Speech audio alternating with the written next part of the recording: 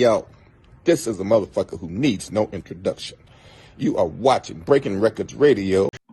And another thing I do want to move on to too, you know, when you and Nice and Smooth started working together, I know on the first two albums, you and Smooth handled a lot of the production, and I really love that sound. Like, you guys had that really raw aesthetic sound, but you had all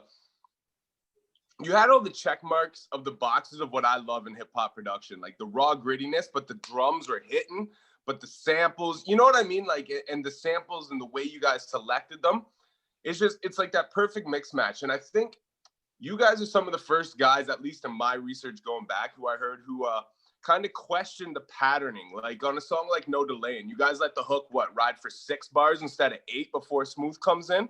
Stuff like that. And I love the kind of unorthodoxness, even though you guys had well put together instrumentals. They hit and they were clean, but gritty at the same time. But you guys kind of played unorthodox with them a little bit too.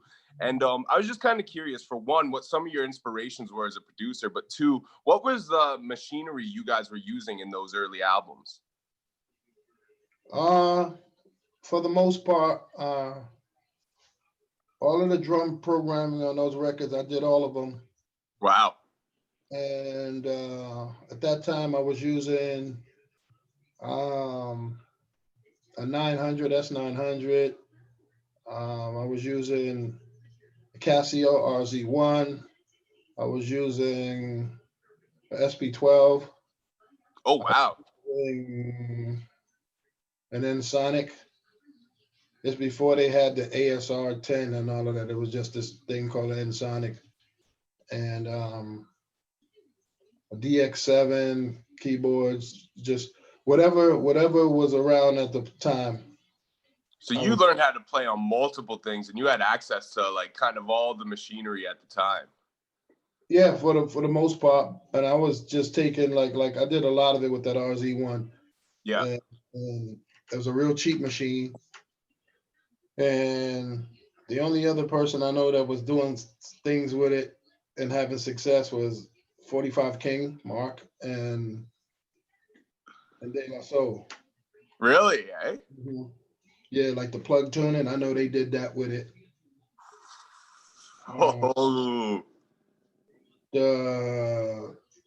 That Eric B. and Rakim, I Got Soul remix that 45 King did. Oh, man. That one, I know he did it with that because I can hear it. And then I've been to his crib, so I see that he has it too. So I know that he did that. You could just tell by listening to it, though, that was the machine. I knew it was that because it didn't allow you to use maybe like a 3-second sample bit, if that. 2 seconds, 3 seconds, some shit like that. Wow. You had to be creative on how you do it. And then, you know, at that time, it was a scarce time to take full loops and things like that. So you had to chop them up. Yeah. So that was, that was a good time. And at that time, man, I didn't give a fuck, you know, as far as like abstract sounding production. The kick and snare be going this way and the bass line is going all this way. My thing was like, I don't care about notes. I don't care about what key it's in. All I care about, if I could go like this. If I could go like this, then it's gonna work. Anything else, I don't give a shit. You know, you got a lot of other guys that was really perfectionist about how they do things. And I'm like, yeah, you call yourself a producer, you know, but how many hit records have you made? You know? Yeah. I don't ever run around and say I'm a producer, but I produced all those records. Yeah. And, who was it? It was, I think DJ Premier was on an interview with somebody. And he was like, got into the topic of how we got together and things like that. And then he mentioned, no, I didn't do that. Greg Nice did that one. He's like, how? He's like, he did everything. They was like, what? He's like, oh, because we call each other Berkey. He's like, Berkey fucking could do anything. he don't credit himself as that, but he did all that shit. He do it all day long. Why he don't produce artists? And they just all start laughing and stuff like that. But I think it was on the Drink Champs or something he was on. Somebody called me and told me. But yeah, you know, and that just coming from where I come from at that era and that time. You know, I remember when I was the youngest guy around, like the youngest. Yeah. I seen them all come before D Nice came, before any of that. I seen all of it. So. Well, one thing I think you said that's amazing too, which I can actually absolutely relate to just in a different era, is the fact that you said, I didn't give a shit. You know, if the bass was over here, the bass kick was over here, the snare was over here, as long as I could do it. And it's funny because I also, you know, I've been making beats myself for about a decade now. And, you know, I don't have any machinery. I grew up in the era of the internet and programs and computers, right? So I've always used Ableton because I find Ableton, I'm a cut and paste producer, and that's the way I put it. And everything I do, I'm very heavy in samples. I might use some 808s and stuff, but aside from that, everything is sampled from songs or records or whatever. And, you know, I'll pull a snare from this song, a hi-hat from this song, whatever, you know. But I glue everything together with cut and paste. I'll trim out the little pieces and take little 1-second samples, and I'll build that shit, right? And I'll build everything around it. And I don't know my keys. I don't know my nothing. But I'm telling you, bro, out of the 1,000, 1,200 beats I've made, so a lot of them shits are slapping. And I don't know nothing about music theory, but I just know what feels right and what sounds right. So I love that you said that, because that's something I absolutely Imagine James Brown and those motherfuckers. He's like, I don't know karate, I don't know crazy. You got to know just. Yeah. Imagine ODB. He just whatever, you know, whatever makes you feel good. That's what matters to me. And you got, like I said, you have perfectionists that really care about perfection and things, and a lot of them are great too. But you know, again, man, like how you said you cut and paste. Like I'm just learning digital shit, like computer shit. I'm just learning it now. And I just finished doing an album, a solo album. Oh, really? I just finished doing it. I just finished the first video. Get ready to shoot the next video right now. And at the top of the year. Yeah. Dropping the songs.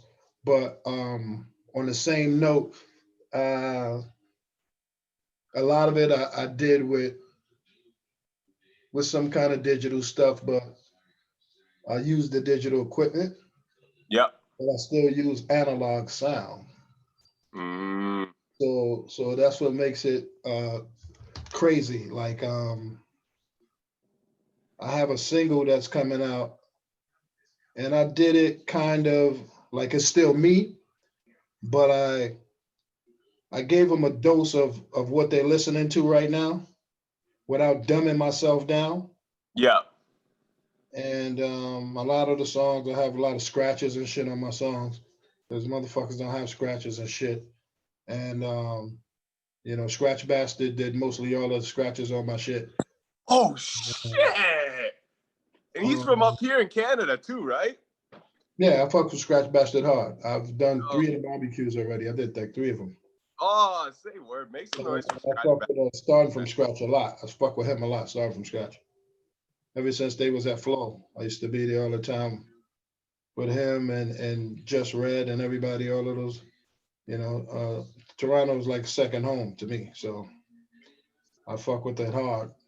Ever since Much Music, I used to run up in Much Music all the time. Oh man, Much Music. Those are the days, man.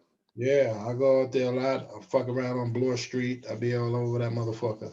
I used to live up on Bloor Street, my man. Oh yeah, I used to fuck around a lot, and I used to go to Honest Ed's, all of that shit. That's where I lived, man. I lived 2 minutes from Honest Ed's, right in Mervish District. That's exactly where I used to live, man. Right in the little street on the side. Yeah, I know that area well. That's amazing. Yeah. So, but this shit, you know, like I said, I got Scratch Bastard on the fucking on the scratches. I'm trying to find something for you real quick. Hold on. That's amazing. I can't wait to hear wait to hear all this and whatever you're gonna preview right Yeah, here, man. man, I got some good shit. Easy Mo B worked with me on some shit. Woo! I got Chic Luch from the Locks on some shit. I got Mr. Cheeks on some shit. I got Chub Rock on some shit.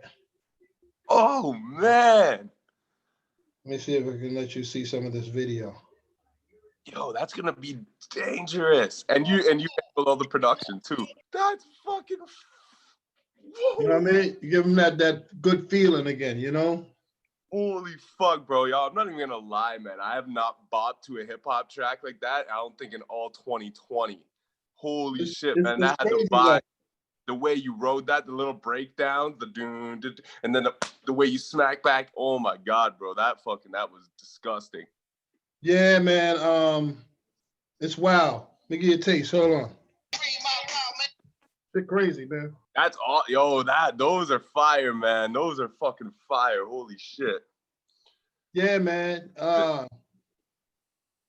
Fucking this guy, he did some great scratches too. Scratch Bastard. Yo, that's amazing, man. Shout out to Scratch Bastard, yo. I'm really excited to hear. Yo, I gotta ask you actually, because the way you produce those, the aesthetic of them, like it has that vibe. Exactly what I love about that 90s hip hop, that just the way you guys produced back then. Like, because you mentioned that you're using the digital equipment, but you're keeping it with the analog sound. So I was just curious, what have you actually been using to craft those? Because they sound like they were done. You know what I mean? Like they capture that 90s vibe. It's not that quantized bullshit. It's like that's that raw. You know what I mean? Like what you use to make that? MP. Okay. MP and just use that SB12 feeling in it. Yeah. Yeah, that MP with that SB12 feeling in it. It's crazy, man. It's crazy.